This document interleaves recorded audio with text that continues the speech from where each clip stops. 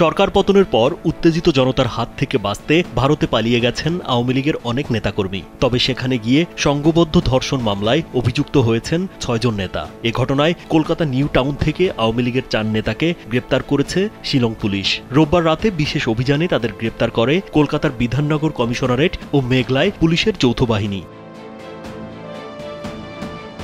বিষয়টি কালবেলাকে নিশ্চিত করেছেন সেখানে থাকা একাধিক আওয়ামী লীগ নেতা। গ্রেপ্তারকৃতরা হলেন সিলেট জেলা আওয়ামী লীগের সাধারণ সম্পাদক ও জেলা পরিষদের অপসারিত চেয়ারম্যান নাসিরউদ্দিন খান, সিলেট মহানগর যুবলীগের সহসভাপতি রিপন ও সিলেট মহানগর আওয়ামী লীগের সদস্য ইলিয়াস আহমেদ জুয়েল। এ ঘটনায় পলাতক রয়েছেন আরও 2 জন। তারা হলেন সিলেট জেলা স্বেচ্ছাসেবক লীগের সভাপতি আফসার আজিজ ও সাধারণ সম্পাদক দেবাংশু দাস মিঠু। স্যান্ডেলিনা সো, রূপচর্চায় আভিজাত্য।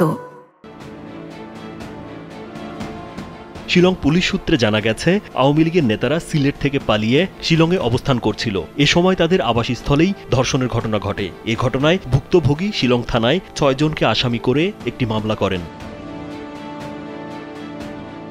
কলকাতা ও শিলংয়ে অবস্থানরত আওয়ামী লীগ ও অঙ্গ সহযোগী সংগঠনের একাধিক নেতাকর্মী জানান, সিলেট মহানগর যুবলীগের সহসভাপতি আব্দুল লতিফ রিপন ও মহানগর আওয়ামী লীগের সদস্য ইলিয়াস আহমেদ জুয়েল এ অপকর্মের সঙ্গে জড়িত ছিলেন বলে শুনেছেন তারা। কিন্তু একই ফ্ল্যাটে তাদের সঙ্গে থাকার কারণে বাকি 4 জন আসামি হয়েছেন। একাধিক সূত্র জানায়, দেশ ছেড়ে পালানোর সময় শিলংয়ে ছিলেন নাসিরউদ্দিন খান সহ 6 জন। গত 1 ডিসেম্বর তারা শিলং ছেড়ে কলকাতা চলে যান। তবে সিলেট জেলা আওয়ামী লীগের 2 শীর্ষ নেতা নাম প্রকাশ না করে জানান, শিলংয়ের মুভমেন্ট পাস নিয়ে সংশ্লিষ্ট থানায় না জানিয়ে কলকাতায় চলে যাওয়ায় তাদের গ্রেপ্তার করা হয়েছে।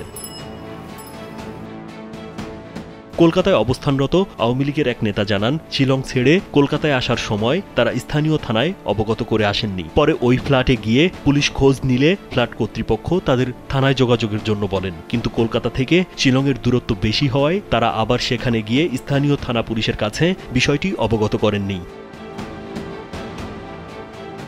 তবে যুবলীগের এক নেতা নাম প্রকাশ না করে জানান, লতিফ আর রিপন এ অপকর্ম ঘটিয়েছে বলে শুনেছেন তিনি। তবে সেটি নিশ্চিত নয় বলে জানান তিনি। বাকিরা একই ফ্ল্যাটে থাকার কারণে ফেঁসে গেছেন।